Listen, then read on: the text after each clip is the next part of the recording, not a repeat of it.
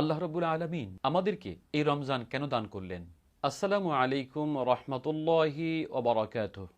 সম্মানিত দর্শক শ্রোতা, আমাদের মাঝে আগমন করেছে মহিমান্বিত মাস, রহমত, বরকত, মাগফিরাত, নাজাত, কল্যাণের মাস, পবিত্র মাহে রমজান।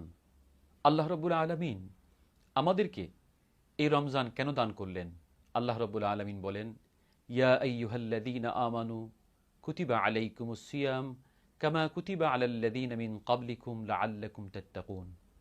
হে ঈমানদারেরা, তোমাদের উপরে রমজান মাসে রোজাকে ফরজ করা হলো, যেমনিভাবে তোমাদের পূর্ববর্তী উম্মতগণের উপরও ফরজ করা হয়েছিল। কেন?